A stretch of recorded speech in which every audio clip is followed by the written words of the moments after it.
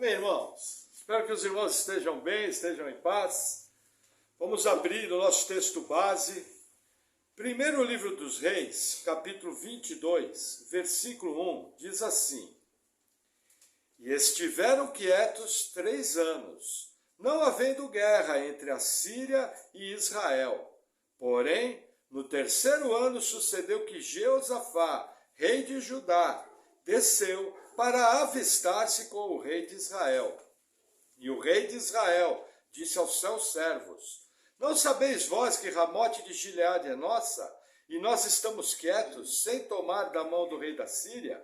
Então perguntou a Josafá: Irás tu comigo a peleja a Ramote de Gileade? E disse Josafá ao rei de Israel: Serei como tu, e o meu povo como teu povo, e os meus cavalos como os teus cavalos. Até aqui. Vamos orar. Senhor, nós te agradecemos por tua palavra, pedimos que o Senhor venha nos dando entendimento e nos dando sabedoria. No nome de Jesus, amém. Amém, irmãos? Veja, chegamos no último capítulo do primeiro livro dos Reis. E qual que é o quadro aqui? A terra ficou quieta por 3 anos, não houve mais guerra entre Israel e os sírios. Só que acontece o seguinte: na vitória de Acabe sobre Ben-Hadad, Acabe faz um acordo com Ben-Hadad. E Ben-Hadad fala o seguinte: eu vou devolver as cidades. Só que passados 3 anos, você percebe que Ben-Hadad mentiu. E que ele não devolveu as cidades que era para devolver no acordo. E aí o que acontece? Por motivos que nós não sabemos, o rei Josafá, que foi um bom rei em Israel, ele começa a ter amizade com o rei Acabe. E numa visita a Samaria, eles estão reunidos e Acabe fala para ele: veja, Ramote de Gileade ainda não é nossa, nós precisamos tomar a cidade de volta. E aí ele pergunta para Josafá: você vai comigo para a guerra? E estranhamente, Josafá aceita. Inclusive ele fala: olha, o meu povo será o teu povo, e o teu povo será o meu. E juntos nós vamos até lá. O que acontece? Não sabemos qual é o motivo da união entre um rei tão ímpio como Acabe e um rei tão justo e bondoso como Josafá. Mas o fato é que ela aconteceu. E nós vamos ver mais à frente que essa união de Josafá com Acabe vai criar problemas sérios para ele. Porque a Bíblia é repetitiva, veja. Você pegar e você entrar em amizade, entrar em relacionamento ímpio com ímpios, relacionamento íntimo, você vai ter problema. É um fato. E aqui eles estão entrando num relacionamento profundo, eles estão indo à guerra. Risco de vida. Muitas vidas em jogo. Só que Deus tem uma obra para fazer nessa história.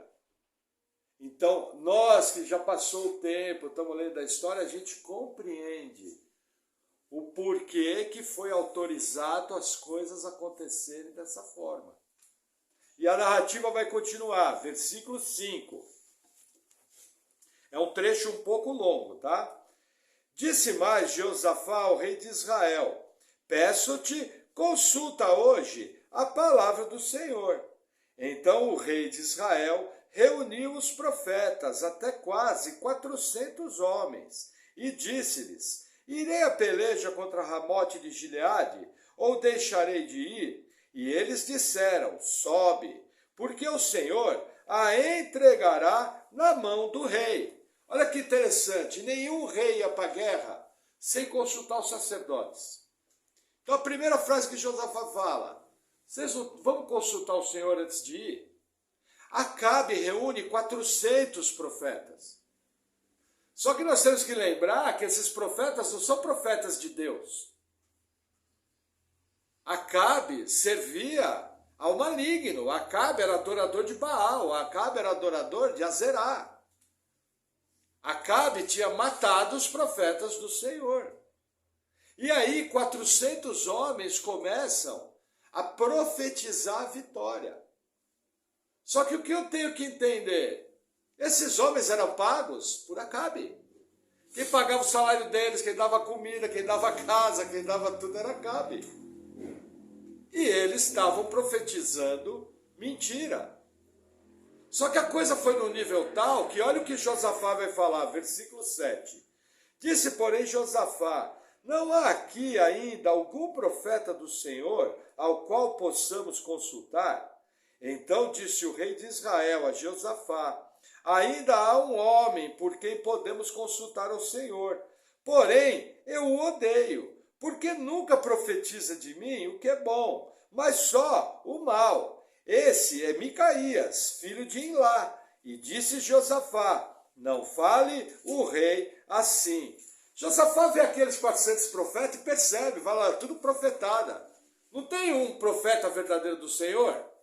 Aí acaba, abriu o jogo e fala, tem um, chama Micaías, só que eu odeio ele.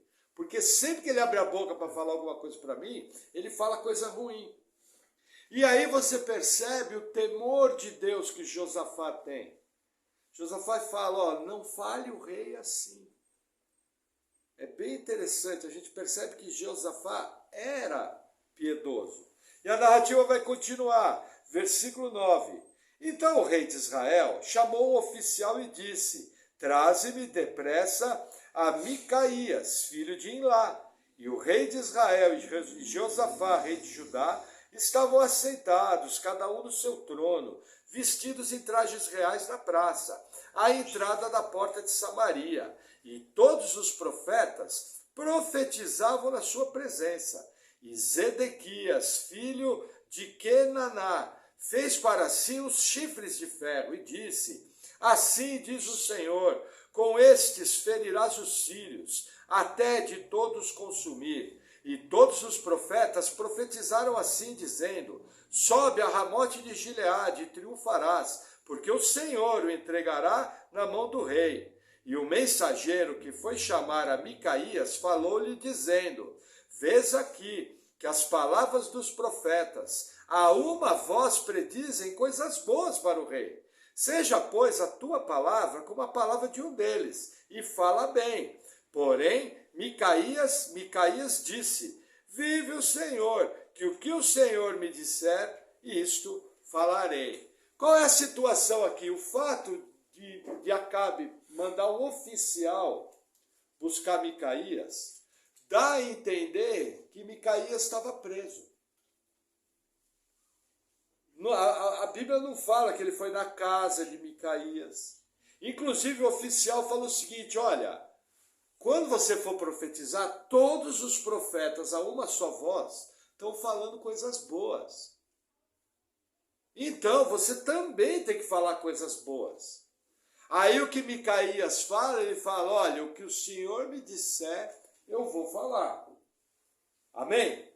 Deixa eu pegar, me serve um copo d'água, por favor, senão eu vou me perder. Versículo 15. E vindo ele ao rei, o rei lhe disse, Micaías, iremos nós a Ramote de Gileade, obrigado, Ari, a Ramote de Gileade a peleja, ou deixaremos de ir? E ele lhe disse, sobe e serás bem-sucedido, porque o Senhor a entregará na mão do rei. Olha que interessante. Assim que Micaías é perguntado, ele fala conforme os outros profetas. Só que tem algo muito estranho aqui, tão estranho que até Acabe desconfia de Micaías. Em vez de Acabe acatar e falar, nossa, vamos a peleja que vai ser bom, olha o que Acabe fala, versículo 16, e o rei lhe disse, até quantas vezes te conjurarei que não me fales senão a verdade em nome do Senhor. Acabe percebe que Micaías está mentindo, está falando uma profecia em obediência ao oficial. E aí o próprio Acabe corrige Micaías. E aí Micaías rasga o verbo. E ele tem aqui uma das passagens mais importantes do Antigo Testamento. Versículo 17, olha o que vai dizer. Então disse ele, Vi a todo Israel, disperso pelos montes, como ovelhas que não têm pastor. E disse o Senhor, estes não têm senhor, torne cada um em paz para a sua casa. Então o rei de Israel disse a Josafá, não te disse eu que nunca profetizará de mim o que é bom, senão só o que é mal? Olha que interessante. Micaias vê a derrota de Acabe. Micaias vê o exército de Israel sem líder. Micaias prediz ou a morte, ou o Acabe ser ferido. E aí Acabe vira para Josafá e fala, tá vendo? Ele sempre fala coisa errada de mim. Esse camarada não abre a boca para falar coisa boa. Olha o que ele está profetizando agora. Só que Micaias não fica quieto. Olha o que ele vai falar, versículo 19. Então ele disse, ouve, pois, a palavra do Senhor. Vi ao Senhor assentado sobre o seu trono, e todo o exército do céu estava junto a ele, a sua mão direita e a sua esquerda. E disse o Senhor, quem induzirá Acabe para que suba e caia em Ramote de Gileade? E um dizia desta maneira, e outro de outra. Olha o que Micaias viu. Micaias viu uma reunião celestial. Quando a gente lê o Apocalipse, no capítulo 4 e 5, a gente vê o trono de Deus nos céus. E em volta dele a gente vê os seres espirituais. Quando a gente lê o livro de Jó, a gente também vê uma reunião no céu, onde os seres espirituais comparecem. Isso aqui é uma foto do mundo espiritual.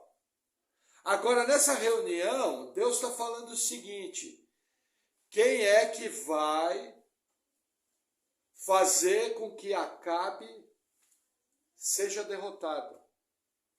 Mostrando o quê? Um Deus soberano, que tinha dado um decreto de derrota sobre Acabe.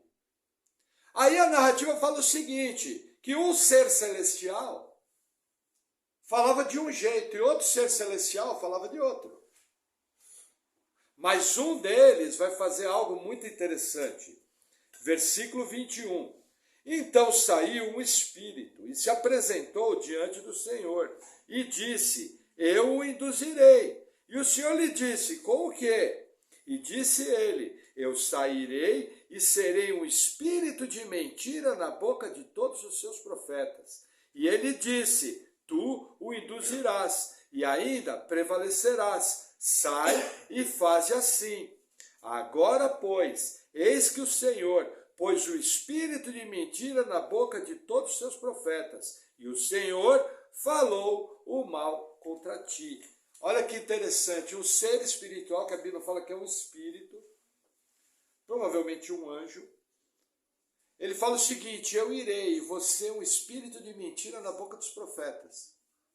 Não, primeiro ele fala, eu irei e vou fazer o serviço. Aí Deus pergunta, como você vai fazer? Aí ele fala, você é um espírito de mentira na boca dos profetas. E aí Deus fala, vai e faz. Entendeu? E aí, esse espírito maligno é designado para agir na vida dos falsos profetas. E veja o que vai acontecer, versículo 24, aí vem a reação. Então Zedequias, filho de Kenaná, chegou e feriu Micaías no queixo e disse, por onde saiu de mim o Espírito do Senhor para falar a ti? Vamos fazer uma pausa. Quem é esse Zedequias? Esse camarada fez 2 chifres de ferro. Chifre no Antigo Testamento representa poder. E aí com os chifres, provavelmente ele falava, com esses chifres ferirás os sírios. Esse camarada provavelmente era um dos cabeças dos profetas. E ele fica profundamente irritado com o que Micaías fala. E ele vem e agride Micaías. De maneira violenta. A Bíblia fala, feriu ele no queixo. A gente não sabe nem se ele usou até o próprio chifre para bater no queixo do profeta. E aí, olha o que o profeta vai responder. E disse Micaías: eis que verás naquele mesmo dia, quando entrares de câmara em câmara, para te esconderes. Então disse o rei de Israel: tornai a Micaías, e tornai a levá-lo a Amon, o governador da cidade, e a Joás, filho do rei. E direis: assim diz o rei, colocai esse homem na casa do cárcere, e sustentai-o com pão de angústia, e com água de amargura, até que eu venha em paz. E disse Micaías: se tu voltares em paz, o Senhor não tem falado por mim. Disse mais: ouvi, povos todos. Veja, aqui mostra que realmente ele estava preso, porque Acabe fala: tornai ele para a casa do cárcere. Só que agora ele não vai ficar apenas preso. Agora ele vai estar num regime de fome e de sede. E Acabe chega e fala: você vai ficar preso e eu vou voltar. E Micaías rebate Acabe, ele fala: ouvi todos os povos. O que é interessante é aquilo que eu sempre falo. Muitas vezes as pessoas falam: Senhor, me usa na tua obra, me usa nos dons, me usa de uma maneira extraordinária. A pergunta é: você está disposto a ser preso? Porque quando a gente vê os homens de Deus sendo usados, muitos deles tiveram consequências sérias. As pessoas acham muito bacana o uso dos dons, mas elas esquecem que você falar palavras do Senhor podem trazer muito problema. Nós sabemos pela Bíblia que num futuro, todas as coisas que a igreja falar e pregar da palavra vai ser usado contra ela, por causa do regime do anticristo. E vai ter perseguição, vai ter sofrimento, vai ter privação, vai ter perda de cidadania. Como já acontece hoje em vários países. Nós não podemos esquecer que o ano passado, 360 milhões de cristãos sofreram perseguição no mundo. É muita gente. Isso envolve agressão, isso envolve mudança de endereço inesperada, isso envolve não poder matricular filhos na escola, isso envolve, como no Paquistão, ter suas filhas sequestradas e levadas para uma vila muçulmana e com 12 anos de idade serem obrigadas a casar com muçulmanos e serem forçadas a se converter ao Islã. Mas o interessante é que a ONU, tão boazinha, segundo a mídia, não dá um pio, não abre a boca. Porque veja, você não pode perseguir ninguém, menos cristão. Se você perseguir cristão, tá tudo bem. Semana retrasada eu vi um vídeo na Nigéria, os camaradas invadiram uma igreja e assassinaram friamente mais de 80 homens, pais de família. Aquelas famílias vão passar necessidade porque os seus pais foram assassinados. Qual foi o crime deles? Amor a Cristo. A pergunta é, quem acompanha a mídia, você viu uma linha na mídia? Você viu um A? Mas a mídia não protege as minorias? Ou ela protege o interesse dos seus financiadores? De quem paga a propaganda? Percebe? Mas é muito importante você entender isso. Contra cristão, pode. Entendeu? Então, o homem de Deus, muitas vezes, ele não vai ser bem-vindo. Isso acontece no teu trabalho. Às vezes você abre a boca, fala uma coisa, pronto. Aí a turma já olha até torto pra você. Às vezes você está numa reunião de família, você não concorda com algo, o pessoal olha torto. O pessoal fala: não é assim, para com isso, está exagerando. Se é isso, ainda vai bem. Pior como era, por exemplo, quando eu era pré-adolescente, lá em São Paulo, adolescente, que eu lembro que tinha um rapaz que era crente, E uma vez bateram nele na saída da escola porque ele era crente. Tanto é que ele até acabou ficando amigo nosso. Porque a gente ficou tão indignado com aquilo. Entendeu? Por que bater no rapaz? Entende? Mas deram um chacoalho nele. Não foi uma agressão assim violenta, mas deram um chacoalho nele. Entendeu? Isso, final da década de 70, São Paulo, maior cidade do Brasil. Entendeu? Então, assim, nós temos que ficar atento com essas coisas. Qual é o seu papel? Você vendo algo, primeira coisa, ore. Segunda coisa, divulgue. Porque para o mal prevalecer, basta que os bons fiquem em silêncio. É seu papel como cristão ajudar na proteção da igreja. E uma das coisas que está ao seu alcance é você passar. Por exemplo, na Nicarágua, um bispo essa semana foi condenado pelo regime a 20 anos de prisão. 5 padres foram condenados a 10 anos. Qual foi o crime deles? Quando o governo estava descendo a ripa no povo, eles abriram as igrejas para o povo se esconder. Aí eu pergunto, por que o Papa não abriu a boca? Porque ele é um Papa, que não é um Papa verdadeiro. Ele não é um representante da Igreja Católica. Ele é um mentiroso que ocupa aquele lugar. E o lance dele é ideologia política. Veja, não concordo com um monte de coisa da Igreja Católica. Mas não concordo com a pessoa ir presa só porque abriu a igreja. Estava protegendo pessoas. O camarada tem um juramento, ele tem vocação. Entendeu? Eu pergunto, você viu alguma linha na mídia? Não viu. Entendeu? Aí eu pergunto, se com a Igreja Católica estão prendendo gente que é tão poderosa, imagina com a igreja evangélica. Que nós não temos o mesmo poder político da Igreja Católica.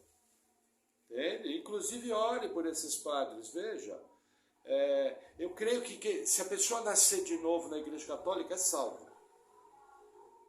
Entendeu? Eu creio que tem gente nascida de novo. Mas esses homens foram presos injustamente. É nosso papel orar. Entendeu? Por causa que o regime é contrário ao cristianismo. Entendeu? Então, assim, tem que ficar muito atento. Amém? Vamos seguir mais um pouquinho. Versículo 29. Deixa eu dar mais um golinho aqui.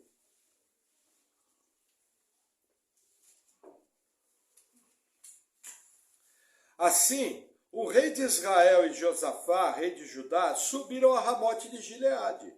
E disse o rei de Israel a Josafá: eu me disfarçarei e entrarei na peleja. Tu, porém, veste as tuas roupas. Disfarçou-se, pois, o rei de Israel e entrou na peleja. Olha que interessante. Gente, Acabe era um bagre ensaboado. Ele ouviu a profecia que ele ia ser ferido. O que ele faz? Ele se disfarça e entra no meio do povo. Por quê? Porque normalmente os reis iam tentar primeiro pegar o rei adversário.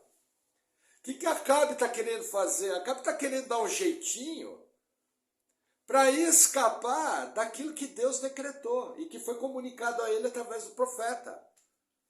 Então o que ele faz? Ele se disfarça, bota uma roupa de soldado e entra no meio da peleja. Provavelmente, como rei, ele era um guerreiro muito bem treinado, com uma capacidade muito grande. Outra coisa, o texto vai mostrar para nós que ele estava com uma ótima armadura para a época.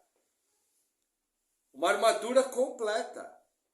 Mas, na verdade, o que ele está tentando fazer é fugir do decreto de Deus. E olha que interessante, versículo 31.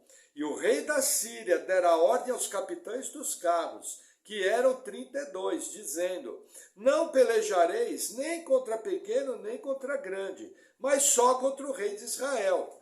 E sucedeu que, vendo os capitães dos carros a Jeosafá, disseram eles: certamente esse é o rei de Israel. E chegaram-se a ele para pelejar contra ele. Porém, Jeosafá gritou, e sucedeu que, vendo os capitães dos carros que não era o rei de Israel, deixaram de segui-lo. Até aqui. Veja, só sobrou Josafá, todo ornamentado, todo bonitão, no melhor carro do exército. Quando o rei da Síria deu ordem para ferir o rei, eles viram Josafá, foram atrás. Provavelmente, quando Josafá foi cercado, ele gritou, eu não sou o rei de Israel, eu sou Josafá. Aí os capitães viram aquilo e deixaram ele. Entendeu? E aí Josafá escapou. Olha o risco que ele correu. O espertinho do Acabe, enquanto isso, está quebrando o pau dentro da guerra. Provavelmente com 3 ou 4 capitães do lado dele. Você acha que os capitães e os generais iam deixar o rei guerrear sozinho? O próprio Davi tinha homens em volta dele para guerrear. Então a gente percebe o quê? Porque Jeosafá foi se meter com quem não se devia. Ele correu risco de vida, ele poderia muito bem ser morto. Por estar andando com pessoa errada. A gente sempre conversa com o Rodrigo, principalmente menino. Mas com as meninas também a gente falava, gente, cuidado para você não estar na hora errada, no lugar errado. Porque você morre. E num mundo violento como hoje, é muito fácil você tomar um tiro. Num lugar errado. Basta você estar em companhia errada, no lugar errado, na hora errada. Pode morrer? Sim. É o que ia acontecer com Josafá. Mas Deus está no controle. Porque os capitães podiam muito bem matar Josafá. Tranquilo. Ah, você não é o rei de Israel, mas você está liderando aí. Tchum, matou. Enquanto isso, Acabe está escondido no meio da guerra, guerreando.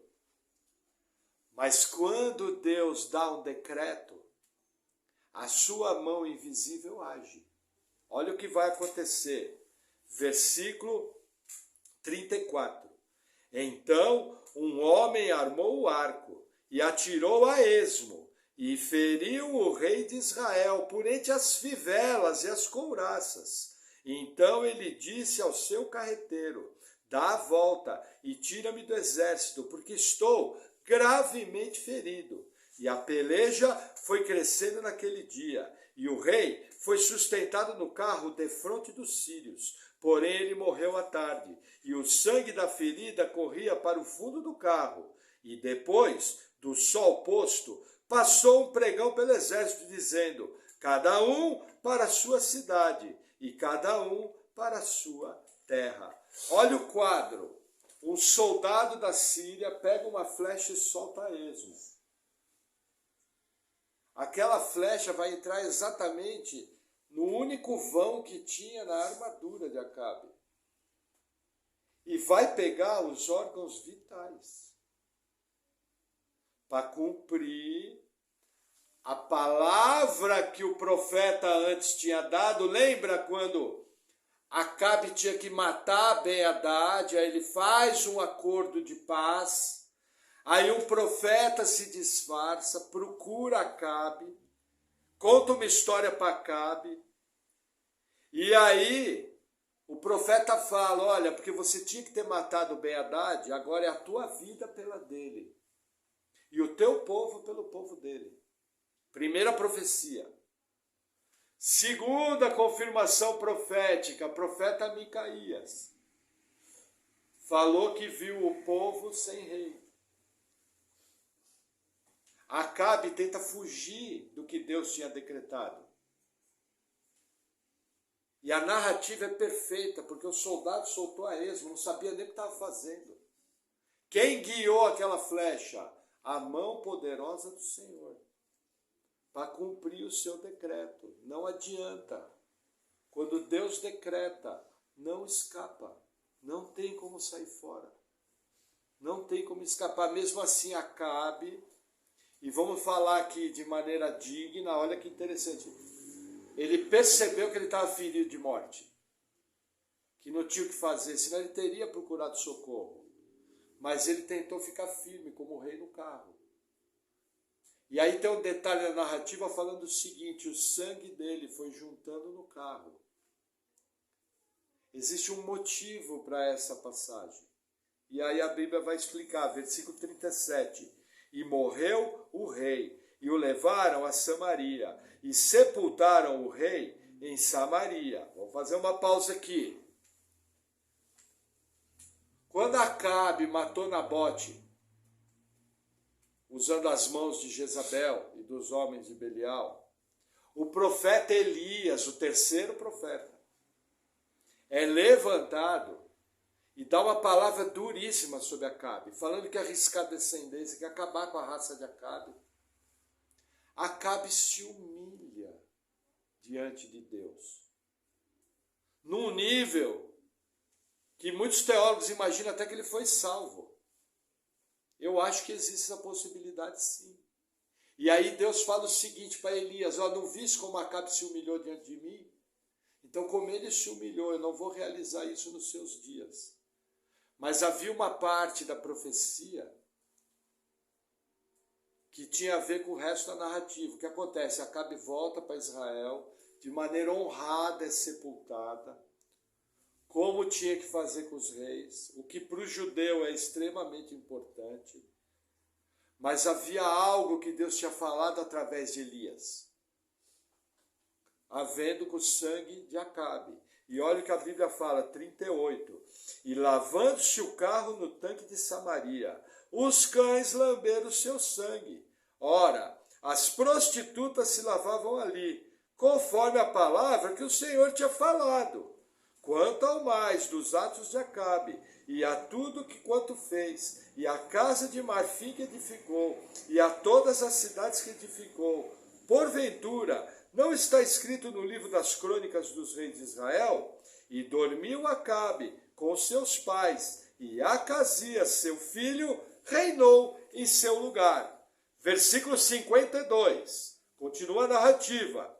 E Acasias, filho de Acabe, começou a reinar sobre Israel, em Samaria, no ano 17 de Josafá, rei de Judá, e reinou 2 anos sobre Israel, e fez o que era mal aos olhos do Senhor, porque andou no caminho de seu pai, como também no caminho de sua mãe, e no caminho de Jeroboão, filho de Nebate, que fez pecar a Israel, e serviu a Baal, e adorou, e provocou a ira do Senhor Deus de Israel, conforme a tudo quanto fizera seu pai. O que acontece? Veja, havia uma profecia que os cães lamberiam o sangue de Acabe, e que os cães iriam comer os restos dos descendentes de Acabe. O que Elias fala? Olha, quem morrer no campo, as aves vão comer. Quem morrer na cidade, os cachorros vão comer. Só que porque Acabe se humilhou, ele teve uma morte digna. Mas a palavra sobre o sangue se cumpriu. E aonde o carro de Acabe foi lavado, que era um local onde as prostitutas, provavelmente aqui prostitutas, são prostitutas cultuais. É prostituição espiritual. Entendeu? Não é a prostituta como nós vemos hoje. Se prostituía igual, vendia o seu corpo, mas era no culto a Baal, no culto a Azerá, no culto pagão. É coisa muito comum nos cultos pagãos, sexo ritualístico. Isso das religiões afro, das religiões de feitiçaria, num monte de coisa. Entendeu? Eu lembro aqui próximo nosso, que num determinado lugar, uma das mulheres que servia lá na religião deles, ela foi designada para ter um filho do feiticeiro.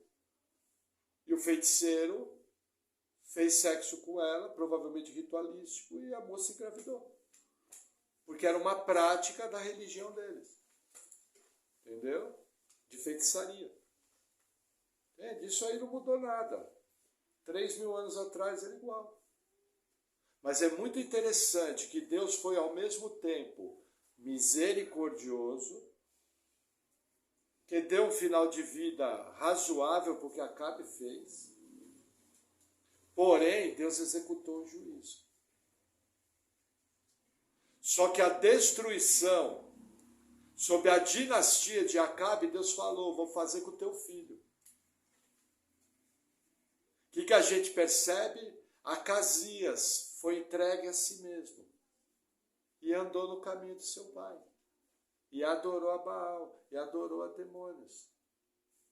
Aí lembra o que os 10 mandamentos falam? Eu sou Deus zeloso que visita a iniquidade dos pais nos filhos. O pai foi iníquo, teve a consequência. O filho se manteve na iniquidade, também teve a consequência. Entenda, não é maldição hereditária. É consequência de pecado. Entendeu? Porque o próprio livro de Ezequiel fala, se o pai for ímpio e o filho for justo, o filho não responderá pelo pecado do pai. Se o pai for justo e o filho for ímpio, esse filho morrerá. Responderá pelo seu pecado. Então, não existe conceito de maldição hereditária. Muita gente tenta forçar o texto. Eu lembro que na minha restauração teológica, eu acreditava em maldição hereditária. Quando eu fui ver a interpretação dos textos que tinham me mostrado que existia, tudo interpretado errado, tudo furado. Aí eu vi que não tinha nada a ver. Por isso que tem muita gente nas igrejas que querem fazer quebra de maldição hereditária. Ainda mais com crente. Que a Bíblia fala que Jesus se fez maldição no nosso lugar. Aí que não tem mais nada mesmo. Amém? Mas o que a gente vê aqui?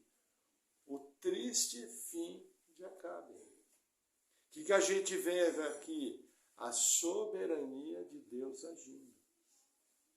Esse capítulo tem muitas aplicações. Eu separei algumas coisas aqui importantes. Veja, estava falando, soberania e controle total de Deus. Não tem como escapar. Lembra que eu falo? Deus não tem plano B. É sempre plano A. Ah, pastor, mas a Bíblia fala que Deus se arrependeu. Veja, os textos que falam que Deus se arrepende é uma linguagem para que nós possamos entender o fato do quê? Que Deus tinha falado algo, normalmente denunciando um pecado, e aí o povo se humilha diante de Deus, e aí a frase seguinte é a que vem: vendo Deus que o povo se arrependeu, rasgou suas vestes, se vestiu de pano de saco, cobriu a cabeça com cinza, arrependeu-se Deus. Essa palavra arrependeu-se Deus é o seguinte: Deus, na sua soberania, decide não trazer juízo. Como aconteceu, por exemplo, com os moradores de Nínive, que o profeta Jonas foi visitar. Deus falou, em 3 dias eu vou subverter a cidade. Até as vacas, até os cavalos entraram em jejum, sem beber água, sem ovelha, todo mundo em jejum. Cachorro, tudo que foi. Nem água bebeu. Aí Deus vendo a humilhação, a Bíblia fala, arrependeu-se Deus. O que a Bíblia está querendo dizer? É uma linguagem para que nós, seres humanos, esse pequeno cérebro nosso, em relação à grandeza de Deus, precisa que Deus use palavras que eu possa entender. Entende? Agora, o que Deus decreta, você vê, mesmo Acabe se humilhando, ele teve benefício da sua humilhação. Pode ser que Acabe foi salvo? Pode. Pode ser que a gente tome um susto, chega e fala, nossa, Acabe realmente, a humilhação dele foi para a salvação. Entendeu? Mas a consequência do pecado veio, e a descendência de Acabe vai ser riscada, nós vamos ver mais à frente. Então assim, não se brinca com Deus. Deus é amor, Deus é bondoso, Deus é longânimo, mas assim, cuidado. Aqui são dias do Antigo Testamento. Mas o princípio de obedecer a Deus e a consequência de obedecer permanece no Novo. São inúmeros os textos que mostram. Como diz o pastor Marcos Grancolá, acho interessante, porque os pentecostais falam, não dá brecha. Aí o pessoal das igrejas históricas não gosta muito dessa palavra brecha. Mas aí o querido pastor Marcos Legonato fala, quando o crente desobedece, algo ruim acontece. É a mesma coisa. Desobediência é brecha. Desobediência dá problema. Você se expõe. Amém? Que mais que eu vi? Veja, Josafá quase morreu por uma aliança com ímpios. Eu pergunto, com quem você tem andado? Quem são suas companhias? Com quem você passa seu tempo? Com quem você tem tido conversas? Ah, pastor, mas não tem como escapar da família. Realmente, da família não tem como escapar, mas você pode dosar. E se é família, você pode limitar. Falar, olha, esse tipo de assunto eu não gosto de conversar. Ah, pastor, por que eu tenho que controlar até os meus assuntos? O pastor não está exagerando? Veja, a Bíblia que eu leio fala o seguinte, que as más conversações corrompem os bons costumes. Vai ver onde vai parar a tua fé se você sair conversando indevidamente em qualquer coisa. Entendeu? Então assim, seja sábio, tenha controle das situações, escolha a dedo quem faz parte do seu dia a dia. O fato da pessoa ser parente não é obrigatório se dar bem com ela. Você não é obrigado. Se a pessoa for ímpia, o próprio Jesus falou que por causa do evangelho, ele traria até inimizade entre pais e filhos. Conheço muitos testemunhos que a pessoa se converteu, foi banida da família.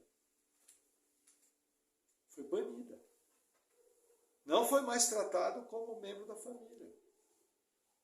Entendeu? A coisa chega nesse ponto. Então assim, para pensar. Lógico, converse com as pessoas, dê bom dia, seja sábio, dê uma palavra temperada. Eu até com os bêbados, eu troco uma ideia. Oi, aí, beleza? Ó, Deus abençoe. Entendeu? Nunca eu venho tratando por cima.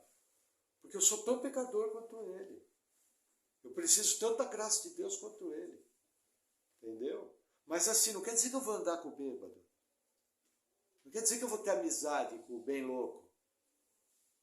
Entendeu? Mas eu levo numa boa. Peça tempero do Espírito Santo, sabedoria. No seu trabalho, na sua família. E com certeza, se você for cheio do Espírito Santo, você vai fazer muita diferença. E essas pessoas vão começar a se comportar do seu lado de maneira diferente. Porque você está lá.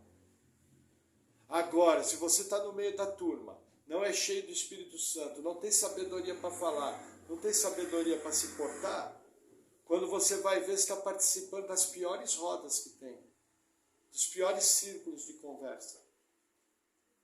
Sempre lembra, nós somos luz do mundo e sal da terra. Amém? Que mais? Veja, perseguição do povo de Deus, não precisa nem falar. Não precisa nem falar. Inclusive, hoje em dia, 2023, quando a gente vai pela América Latina, uma série de governos quer perseguir a igreja, quer normatizar a igreja. Vários governos. Entendeu? Normalmente existe, veja, no século XX, o cristianismo tem um inimigo comum. O comunismo. Entendeu? O comunismo é inimigo natural do cristianismo. Nas cláusulas do comunismo, cláusula base, os chamados 10 mandamentos do comunismo, que o pensador comunista Lenin, que viveu no começo do século passado, escreveu, uma das cláusulas é o fechamento das igrejas. Não sei se vocês sabem, Lenin atuou na antiga União Soviética, na Rússia. Lá, a igreja católica ortodoxa é muito forte. Domina tudo. Até a igreja católica ortodoxa rodou. Entendeu? Na mão do regime comunista. Se você fosse um cristão fervoroso, o seu destino era na Sibéria, morrer congelado. Entendeu? Então nós temos que entender o seguinte, que quando um governo tem uma ideologia comunista, ele vai perseguir a igreja. Por isso que a gente ora, sempre, sempre oramos, e no mundo inteiro a igreja ora pelas autoridades, para que a igreja coma seu pão sossegadamente. Que, por exemplo, hoje, você vai na Europa, o regime na Europa não é um comunismo aberto, mas a ideologia por trás do regime é anticristã. Por exemplo, na Inglaterra, e a Inglaterra é o único país desenvolvido do mundo que reconhece Deus na sua Constituição. Olha o país que eu estou falando. O único país desenvolvido no mundo que reconhece Deus na Constituição, a Inglaterra. Pessoas orando, silenciosas, orando em pensamento, na frente de clínicas de aborto, foram presas. Porque as autoridades entenderam que elas estavam incomodando. Vocês viram alguma coisa na mídia? Mas não foi na grande mídia. Foi na internet. Entendeu? Percebe? Chegaram com uma irmãzinha, ela estava parada na frente da clínica, orando silenciosa. Aí o policial perguntou, você estava orando? Ela falou, estou orando aqui no meu pensamento, levou presa. Aí um outro irmão, num outro lugar, de uma outra clínica, também estava orando, foi preso igual. Mas o cara estava orando em pensamento. Não dou muitos anos, isso aí vai chegar aqui. Aí o que nós vamos fazer? Ficar dando volta no quarteirão, para não ficar parado. Entendeu? Passar correndo. Você está fazendo Cooper e só orando, Senhor, pinga fogo, converte esse povo todo, entendeu? Tem que ser mais malandro que os caras. Não estou dizendo que Deus me guarde disso, de falar qualquer coisa desses dois irmãos que foram presos. Só estou falando que eu teria uma estratégia diferente. Ia botar uma roupa de coelhinho e passar pulando na frente da clínica. Não, estou brincando, entendeu? Mas ia fazer diferente, mas cada um. Mas veja, o que esses irmãos fizeram? Perseguição, isso é uma das aplicações. Veja, há 3.000 anos atrás, num país tecnicamente bíblico, Israel, o profeta foi em cana, foi preso. Porque falou a palavra de Deus. Agora imagina num país que não é cristão, que hoje em dia no mundo todo é laico. Percebe a situação, como vai crescendo, como vai... E agora, pelas palavras da Bíblia, Jesus falou, e sereis perseguidos por causa do meu nome. É um fato, gente, vai acontecer, tranquilo, de boa. Só estou dando a dica para você ser mais esperto. Mesmo assim, se Deus tiver decretado que você vai ter alguma consequência, você vai ter, mas pelo menos você fez sua parte. Entendeu? E ore por esses irmãos. Não falei para vocês? Aliás, eu não fiquei sabendo o resultado daquele rapaz na ilha de Malta. Ele era homossexual. Nós temos que entender que o que a pessoa faz com a sua vida sexual é problema dela. Mas eu tenho que entender que a Bíblia fala que sexo antes do casamento é pecado. Essa pessoa não vai para o céu. Que adultério é pecado. Essa pessoa não vai para o céu. Que a prática de sexo com pessoas do mesmo sexo é pecado. Eu não posso mudar a Bíblia. Entendeu? Agora, eu tenho que respeitar o caráter das pessoas, tenho que tratar com dignidade, porque é um ser humano. Entendeu? O que a pessoa faz é problema dela. Você nunca pode esquecer isso. É problema dela. Agora, ela perguntar, isso aí é pecado? Você fala, olha, a Bíblia diz que é pecado, eu não posso mudar a Bíblia. Acabou. Agora, você quer saber mais alguma coisa da Bíblia? Aproveita e tenta evangelizar. Mas você vê, esse rapaz foi salvo e ele levava a vida numa boa, só que ele era bem influente no meio dos jovens. Até que numa live na internet ele falou que não devia. Os movimentos radicais LGBT levaram ele para a justiça. Teve a primeira audiência 2 semanas atrás, precisou até achar o resultado. Porque ficaram indignados. Como que ele deu testemunho que ele era homossexual e deixou de ser? É problema da pessoa. Se a pessoa quer ser hétero, quer ser homossexual, quer ser o quê? Hoje em dia tem gente que quer ser cachorro. Hoje em dia tem gente que quer ser gato. É problema da pessoa. Cada louco com a sua mania. Agora, eu não posso mudar a Bíblia. Ah, pastor, se então é homossexual aqui na igreja, nós vamos receber, ele vai ouvir a palavra, mas nós vamos ensinar certo. E ele vai fazer o que ele quiser. Vai ser respeitado, vai ser como já veio. Nós já tivemos visitas de homossexuais aqui, foram muito bem tratados, só que ouviram a palavra.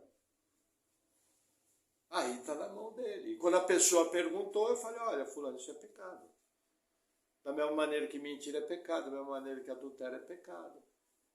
Entendeu? Mas o que eu acho? Vem para a igreja. Vem, eu falei para a pessoa, vem ouvir a palavra. Seu lugar é aqui.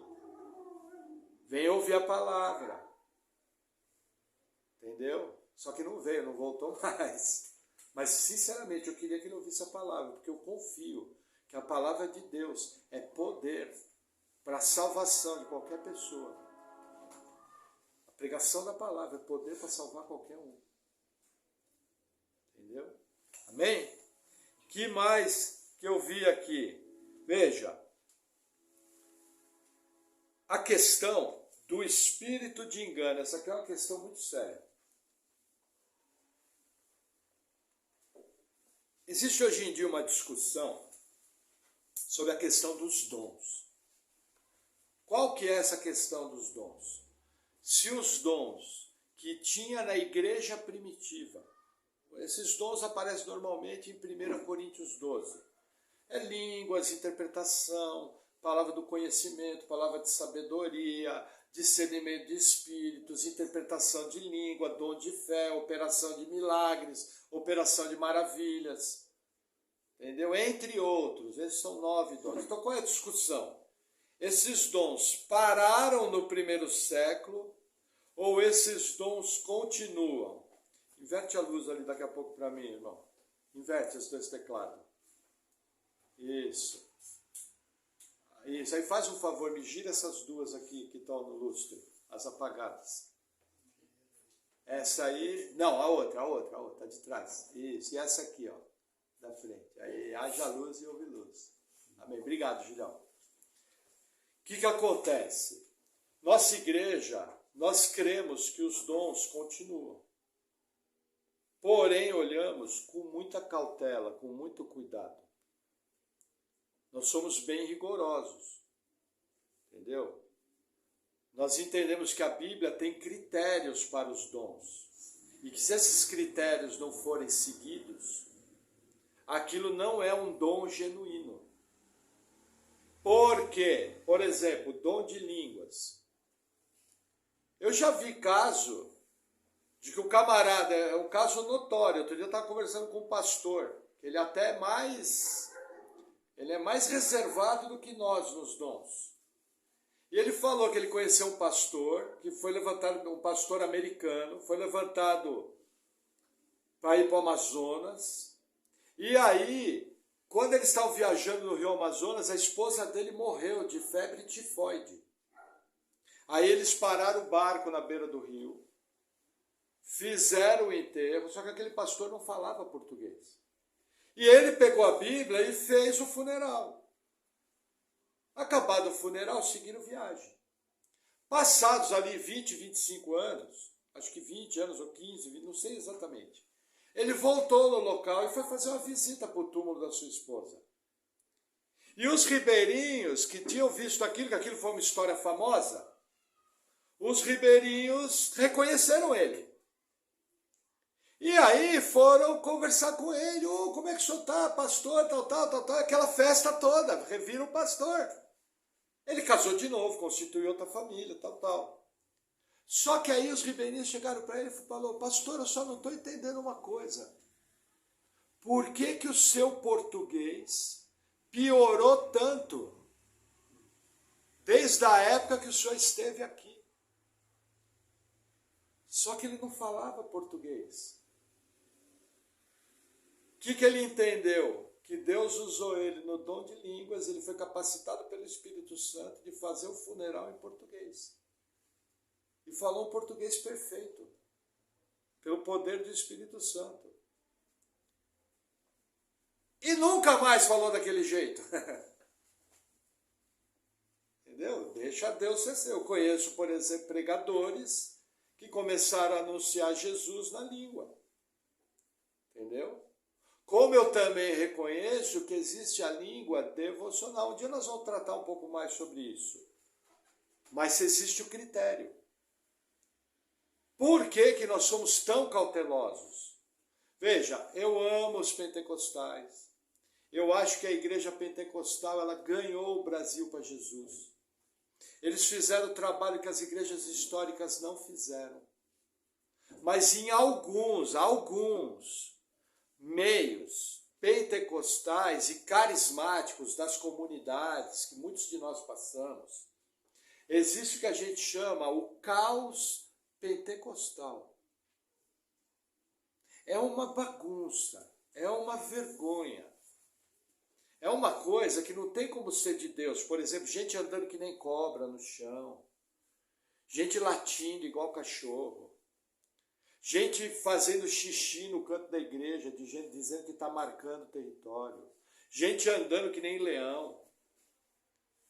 Tem uma cantora gospel super famosa, que no palco ficou andando que nem leão. Até anda meio sumida, dizendo que era a unção do leão da tribo de Judá. Tudo isso em nome dos dons. O curioso é que pesquisando na história, que estudei bastante essa área, há 100 anos atrás, no país de Gales, que é um país da Europa, do lado da Inglaterra, teve um grande avivamento, de um grande evangelista chamado Evan Roberts.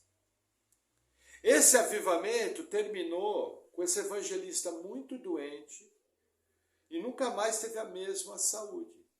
Muitas pessoas foram salvas. Para vocês terem uma ideia, os estoques de Bíblia acabaram. Bares fecharam e se transformaram em reuniões de oração. Foi um avivamento genuíno. Porém, como o diabo é especialista em trazer imitação satânica, coisas estranhas começaram a acontecer. E aí uma mulher chamada Jessie Payne Lewis escreveu um livro, Guerra contra os Santos. E nesse livro ela falava de espíritos malignos operando no meio da igreja, em nome dos dons. E ela identificou no avivamento do país de Gales, há 120 anos atrás, isso foi em 1908, 1909. Ela identificou, e aí ela vem mostrando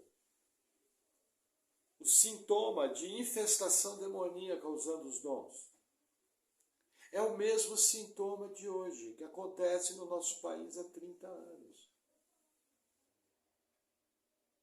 Tanto é que, por exemplo, na nossa igreja, nós não aceitamos a pessoa orar em línguas, em voz alta, sem interpretação. Porque 1 Coríntios 14 fala, se alguém ora em língua, que interprete. E os outros julguem. E no máximo 3. Nas igrejas por aí é uma bagunça. E ninguém tem peito de confrontar. Como nós não somos melhores do que ninguém, mas pretendemos ser sérios com Deus, eu estudo muito esse assunto. Eu creio no sobrenatural de Deus. Eu creio que Deus pode milagrosamente revelar algo. Ele é Deus. Ele age como quer. Não adianta querer pôr Deus numa caixinha. Mas, se Deus for agir, ele vai agir de acordo com a sua palavra. Deus jamais vai contradizer a sua palavra. Esse texto que nós vimos hoje é uma prova bíblica de que pode haver contaminação e engano na operação dos dons. Entendeu? E, gente, a coisa está séria. Tem pessoa ungindo com óleo órgãos genitais. Tem gente fazendo regressão. E regressão é nova era. Essas unções esquisitas são de animais, é coisa de demônio. Eu vi uma cena filmada de um homem de terno com uma coleira de cachorro andando no chão, sua esposa segurando com a mão, e ela falava em inglês: aonde ele me levar, eu vou.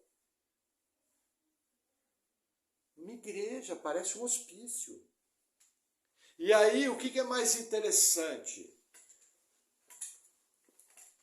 Há 10 anos atrás eu tive contato com um filme que chamava Alerta Kundalini. Podem espíritos malignos estarem invadindo a igreja? Aí era um filme, se não me engano o nome do cara era Andrew Storm, algo assim. Ele cria nos dons, mas vendo o que estava acontecendo na igreja, ele foi pesquisar. Sabe essas histórias de cair no espírito? Quem já viu cair no espírito? Isso aí é hinduísmo. Os mestres hindus colocam a mão na cabeça das pessoas, a pessoa cai. Não existe um texto bíblico que fale de alguém caindo de costa. Ah, pastor, mas tem gente caindo. A Bíblia está dizendo com o rosto em terra, prostrado, em adoração, respeito. Entendeu? E aí você olha para o pessoal, o que esse camarada fez? Ele começou a filmar as religiões. Entendeu? E foi mostrando que dentro da igreja entraram práticas de nova era, contaminado por espíritos malignos. Aí você junta isso com um monte de gente que não é salvo, não nasceu de novo, pedindo para acontecer sobrenatural. O que você acha que o espírito maligno vai fazer? Se eu estou convidando, percebe?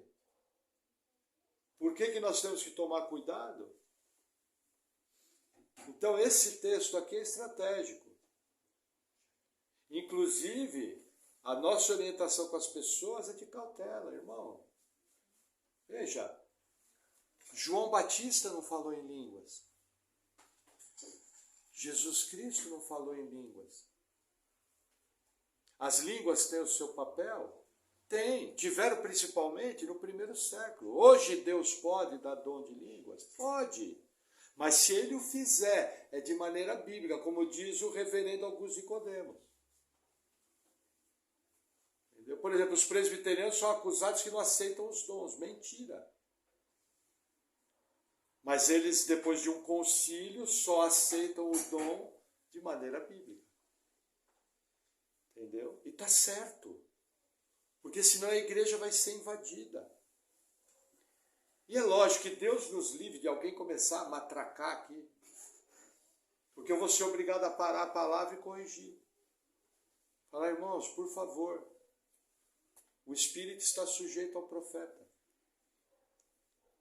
Existe um momento dos dons e o Espírito Santo jamais vai interromper a palavra. Então, por favor, irmão, pode ficar em silêncio? Na maior boa, não gostei. João, por favor, abre o portão lá que o irmão está querendo sair. Acabou. Ou vocês preferem espírito maligno andando aqui no meio? Já pensou que gostoso? O cara endemoniado bota a mão na cabeça do seu filho e ora e começa a ser um exemplo para ele. Já pensou que legal? Percebe a responsabilidade? Isso nós temos que conhecer o assunto e nós temos que zelar. Por exemplo, tem gente que não acredita em sonhos. Eu imagino que de maneira extraordinária Deus possa dar um sonho, mas quando ele fizer, vai fazer preciso. Sem dúvida, de coisas que não tem na Bíblia, porque se a Bíblia já fala, para que eu preciso de um sonho? Eu conheço pessoas que foram livradas de acidente de carro, e naquela noite Deus de maneira precisa avisou por sonho para a pessoa não ir. Agora, isso não é algo que acontece toda hora. Conheço o caso de pessoa que está com viagem marcada, foi avisado por Deus, no dia seguinte chegou para o irmão, era uma família cristã, o irmão falou para o outro, falou, irmão, olha, Deus está me constrangendo para não ir, eu não vou. Entendeu? E aquela família teve um terrível acidente. Não, esse caso foi diferente. O irmão não foi sonho, ele foi constrangido. Ô irmão, não estou sentindo paz nessa viagem. O cara falou, irmão, eu estou de boa, fica tranquilo, vai dar tudo certo. E foi, a família morreu inteira. Mas eu conheço gente que foi livrada de acidente. Entendeu? Só que nós precisamos entender que Deus só age de forma bíblica. E nós precisamos sempre lembrar do caos pentecostal. Eu falo pentecostal não é para denegrir. Gente, eu amo os irmãos pentecostais, amo. Não gosto de falar mal. Nossas diferenças são teológicas. Mas está cheio de gente salva, gente querida, que se você precisar vai te ajudar. Mas é que tem muita gente querida que às vezes está sinceramente enganada. Você não vai brigar nem nada, mas aqui no nosso meio que a gente pode cuidar, a gente cuida. E um dos textos que a gente usa para afirmar isso é esse texto aqui. Que ficou muito claro, eles profetizaram engano, eles profetizaram mentira. Eu lembro uma vez, para encerrar, não quero puxar muito, a minha filha teve uma profecia na minha frente, a Luísa. E a Bíblia fala profecias sejam julgadas, mas naquela igreja não se julgava a profecia. Você sabe de onde eu estou falando. Aí, o cara acabou de dar profecia, eu chamei a Luísa. Falei, Luísa, vem cá. Falou o quê? Eu falei, tudo isso que ele falou foi mentira, não vai acontecer nada disso. Ele falou da vontade dele. Um dia eu explico por que eu sabia que era mentira. Porque, veja, nós somos pais piedosos, temos vida no altar com Deus. Quer dizer que Deus vai falar para ele, não vai falar para a gente? No nosso coração é exatamente o contrário. Só que passados 12 anos, a minha filha está exatamente aonde nós imaginávamos que ela estivesse. E não aconteceu nada daquilo. Entendeu? Então é muito importante julgar.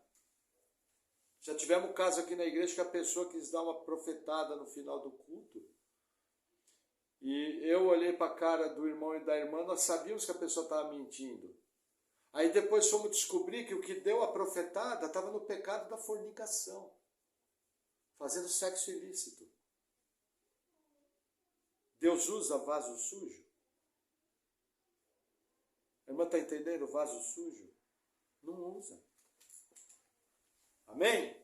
Vamos orar? Senhor, nós oramos te agradecendo por essa palavra. Pedimos que nós tenhamos todo discernimento, toda percepção e que nós possamos caminhar em graça, em obediência a Ti, de todo o nosso coração. No nome de Jesus, amém. Amém, irmãos?